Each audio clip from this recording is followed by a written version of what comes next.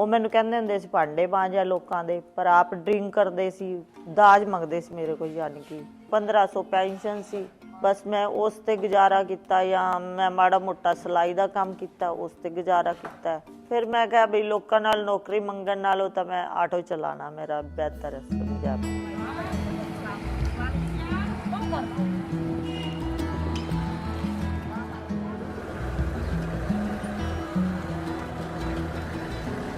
मेरा नाम है जी बलविंदर कौर। मैं हैंडीकैप्ट 80% हैगी हाँ, तो +2 पढ़ी हुई हाँ, इंग्लिश स्टैनो की हुई है। मेरे मम्मी डैडी मेरे है पैरालाइज है, मम्मी डैडी नूं हार्ट की प्रॉब्लम है, तो 2 मेरे बच्चे है।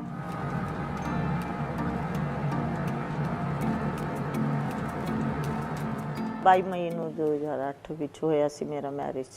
फस्ट हसबैंड सी ਉਹਦਾ ਨਾ ਕਿ ਇੱਕ ਲੜਕੀ ਨੂੰ ਲੈ ਕੇ ਚਲੇ ਗਏ ਸੀ, ਉਹ ਵੀ ਮੈਨੂੰ ਬਹੁਤ ਮਾਰਦੇ ਕੁੱਟਦੇ ਸੀ।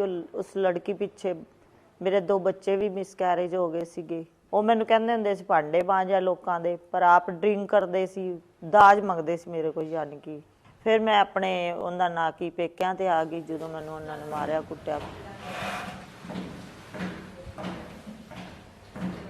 2016 ਚ ਹੋਇਆ ਸੀਗਾ ਸਾਡਾ।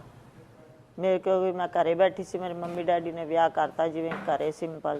थोड़े देर टाइम सही रहा, उस तो बाद मेरा बेटा होने वाला सीगा, और चाहता नहीं सी। उन्हें मैंने दवाइयां लिया के दिंदा सी भी इहनूं मार दे, मैनूं नहीं बच्चा चाहिदा। मैं कहा मैं मंग के पाल लांगी, मैं नहीं बच्चा मारना अपना। तो मैं नहीं सर ये काम नहीं किया। फिर लिए इस वजह करके वो मैनूं छड्ड के चला गया। मैं भाल बहुत की नौकरी दी, जिथे गई हाँ मतलब कि मैनू सही नहीं, लोगों ने गलत नज़र नाल देखा। जी 1500 पेंशन सी, बस मैं उस ते गुजारा किया, या मैं माड़ा मोटा सिलाई का काम किया, उस ते गुजारा किया।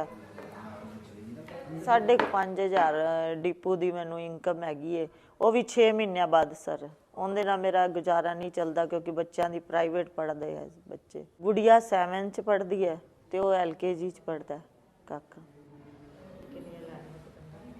किसी ने मैनू कहा भी तू आटो चला ला, फिर मैं कहा नहीं, मैनू झिझक जी आंदी सी।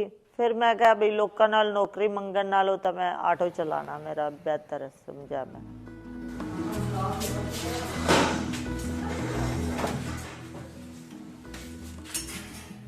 मैं अपने मम्मी डैडी नूं भी संभालना है, बच्चों नूं संभालना है, भी मैं उन्हां को भी कर सकती हाँ, क्योंकि मैं ज़्यादा रात नूं 8 बजे तक चला सकती हाँ।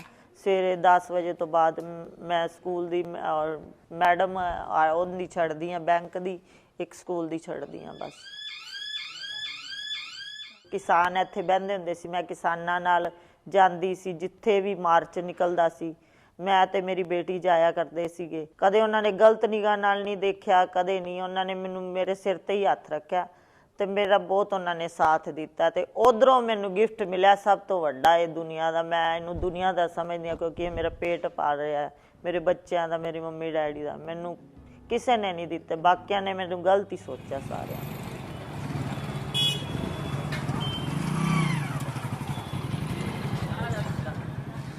मेहनत करके अपना घर का गुजारा कर रहे हैं। सो मेरा डेली इन्हां नाल जाण दा यही रीज़न हुंदा कि ये मेरे लिए एक बहुत वड्डा, ये साडे सारिਆਂ ਲਈ बहुत वड्डा एक प्रेरणा का स्रोत है कि ऐदां दी हालत च होने के बावजूद भी ये मेहनत करके खा रहे हैं, अपना कमा रहे हैं।